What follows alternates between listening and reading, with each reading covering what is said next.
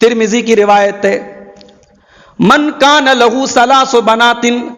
جس کو اللہ تعالیٰ 3 لڑکیاں دے دے، او اخوات،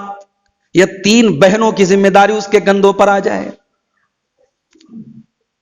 3 لڑکیاں دے دے یا 3 بہنوں کی ذمہ داری اس کے کندھوں پر آ جائے،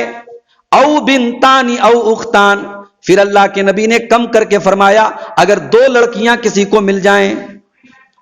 2 بہنیں کسی کو مل جائیں، فَأَحْسَنَ إِلَيْهِنَّ، اور وہ اپنی بیٹیوں کے ساتھ، اپنی بہنوں کے ساتھ اچھا سلوک کرے، ان کی تربیت کا خیال کرے، ان کے حقوق میں کوئی کمی نہ کرے، کُنَّ لَهُ سِتْرًا مِّنَ النَّارِ، وہ بیٹیاں اپنے ماں باپ کو جہنم کی آگ سے بچانے کا کام کریں گی۔ غور کر رہے ہیں آپ،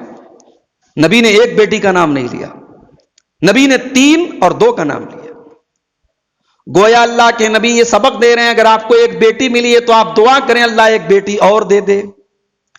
کم سے کم اللہ کے رسول کی یہ بشارت مجھے مل جائے کہ 2 بیٹیاں میرے گھر میں آ جائیں اور ان کی پرورش کر کے اللہ تعالیٰ مجھے جہنم سے بچنے کا موقع دیتے۔ جہنم سے بچنا تو چلو پھر بھی بہت بڑی کامیابی ہے، لیکن اس سے بھی بڑی ایک چیز مسلم شریف کے ایک حدیث کے اندر بتائی گئی۔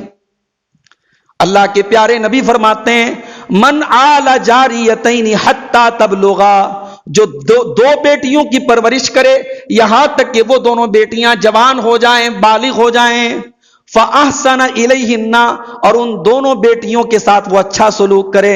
جاء یوم القیامت انا وہوا، اللہ کے پیارے نبی اپنی دونوں انگلیاں دکھا کر کے کہتے ہیں کہ وہ 2 بیٹیوں کی پرورش کرنے والا کل قیامت کے دن جب آئے گا تو اپنے نبی کے ساتھ رہے گا، اسے اپنے رسول کے ساتھ رہنے کا موقع ملے گا، اور وہ اپنے نبی کے ساتھ ایسے ہی رہے گا جیسے یہ دونوں انگلیاں ایک دوسرے کے ساتھ ہیں۔ اللہ اکبر۔ بیٹی بوجھ نہیں ہے بھائی، بیٹی آپ کو موقع دے رہی ہے نبی کے ساتھ رہنے کا۔ امام احمد ابن حنبل بہت بڑے محدث گزرے ہیں، ہم میں سے ہر آدمی ان کا نام جانتا ہے۔ امام احمد ابن حنبل کے ایک شاگرد ان کے پاس آئے، کہا امام صاحب 4 بیٹیاں تھی، 5ویں پیدا ہو گئی۔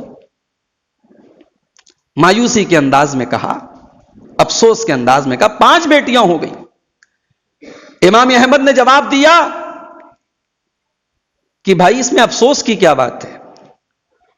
تمہیں اللہ نے وہ چیز دی ہے جو اللہ نے نبیوں کو دی ہے، انبیاء بیٹیوں کے باپ تھے۔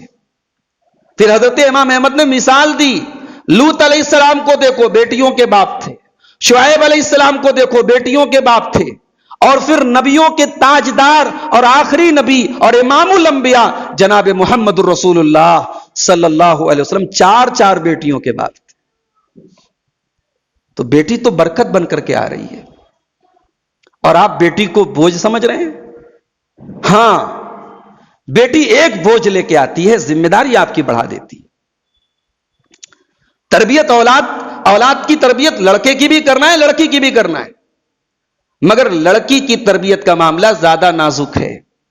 اور اسی لیے اللہ کے رسول صلی اللہ علیہ وسلم نے لڑکی کی تربیت کو امتحان کہا ہے۔ اور میں سمجھتا ہوں کہ آج فتنوں کے اس دور میں بیٹی کی پرورش بہت بڑا امتحان ہے۔